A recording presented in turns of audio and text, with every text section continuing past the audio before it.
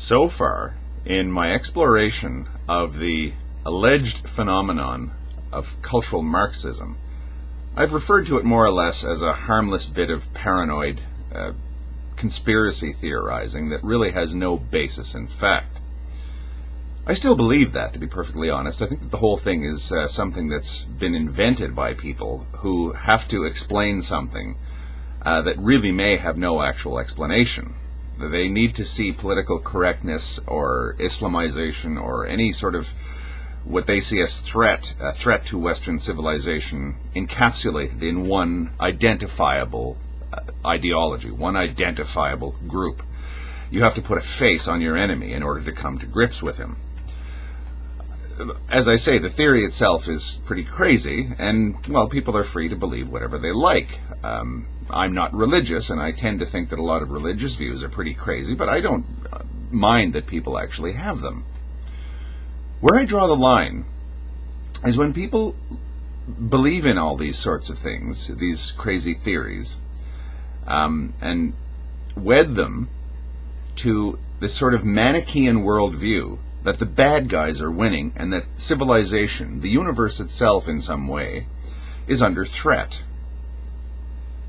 Now, again, cultural Marxism as a phenomenon, as a theory, as a conspiracy theory, wouldn't really be that big of a deal if it weren't cropping up in some rather disturbing places.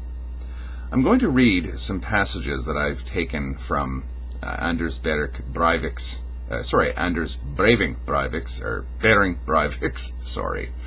apologies to the Norwegians out there, manifesto, where he refers to cultural Marxism, and he does have this very Manichaean view of the universe, that the forces of darkness are winning, and the only way we can fight is as people with our backs to the wall and to use atrocious methods. We are good people, but we're driven to this. Now, where have we heard this before? But I'll go to his manifesto here. The cultural Marxists have institutionalized multiculturalism and have no intention of ever allowing us to exercise any political influence of significance. In theory, we, the cultural conservatives of Europe, have become slaves under an oppressive, tyrannical, extreme left-wing system with absolutely no hope of reversing the damage they have caused. At least not democratically.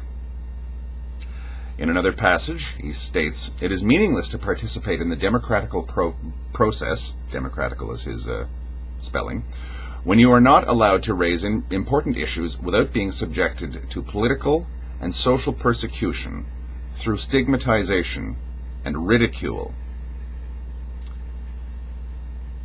It is time to acknowledge that we, the cultural conservatives of Western Europe, are deceiving ourselves to believe that it is remotely possible to change the system democratically. We have never and will never be allowed to ever exercise any influence. The cultural Marxist/multiculturalist elites nationally and in Brussels have for the last 5 decades created a resilient system whose objective is to ridicule, persecute, harass, and silence us. They will continue to systematically marginalize us until the day when we are no longer a threat to them." In another passage, he says, "In order to successfully penetrate the cultural Marxist/multiculturalist media censorship, we are forced to employ significantly more brutal and breathtaking operations which will result in casualties. In order to attack and gain an influential effect, assassinations and the use of weapons of mass destruction must be embraced." Finally, the primary goal of the shock attacks is not the immediate physical manifestation of the attack, destroying a few buildings, killing a few hundred traitors, but rather the indirect effects. Shock attacks will have the potency to penetrate the strict censorship regime of the cultural Marxists/multiculturalists. This is what a very mentally disturbed individual makes of a paranoid conspiracy theory. This is how I suppose an Osama bin Laden or a Timothy McVeigh thinks. That the forces of darkness are winning. We have no way of fighting back, except to be extremely harsh and remorseless. We've been driven to this. We're the good people. But what's interesting is he says that he's been driven to this by political and social persecution. Okay, this is vague. He doesn't actually refer to what he means by that. And through stigmatization and ridicule. Now, this is interesting because this is not the first time that I've heard this sort of thing, where a lot of people say that I can't open my mouth for fear of being called a racist or a bigot or a fascist or whatever. Well, I'm sorry, but when you open your mouth in a public arena, it's open season on anything that you say, and that goes for me as well. People are going to call you names. You would think that being called a racist when you're not is a fate worse than death. People call me a racist. Okay, well, I can't stop them from doing that. I know that I'm not a racist, and I just have to assume that most sane people would like to have some evidence before they call me a racist. I believe that I'll get over it if someone calls me a racist or a fascist or a communist or whatever they want to call me.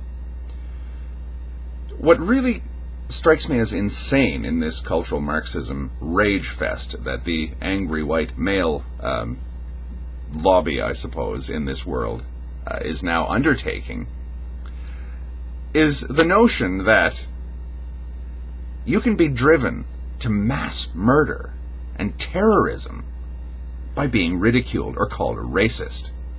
That's essentially what Mr. Breivik is saying here. I tried to change the system peacefully, but all I met was ridicule and vilification. Welcome to the world of politics, and welcome to the world of public advocacy. There will always be people trying to trip you up. There will always be people trying to paint you as something that you are not. It makes a lot more sense to put up with that sort of thing, adopt a rhinoceros hide, and understand that, okay, there are people who are going to twist everything that I say, and carry on. That makes a lot more sense to soldier on in spite of the fact that there are cynical people out there trying to misrepresent you. It makes way more sense to do that than to land in an island with a bunch of teenagers having a summer camp and kill them all. But you see, there are people out there who still will say that Anders Behring Breivik was driven to do what he did by the abuse that he took. In other words, he's fragile enough to be driven to mass murder by vilification, and it's somebody else's fault that he did this. I'm sorry, I don't buy that anymore. I don't buy that argument that I'm sick and tired of being misrepresented and called a racist or a bigot or whatever.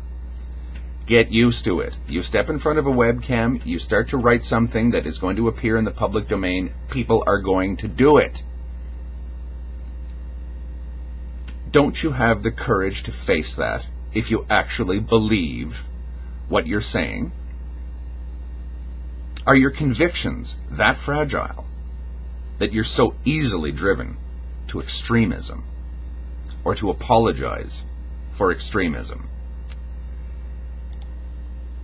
That is the damage done by paranoid theories of cultural Marxism and that sort of thing, that sort of idea that there is a big conspiracy out there.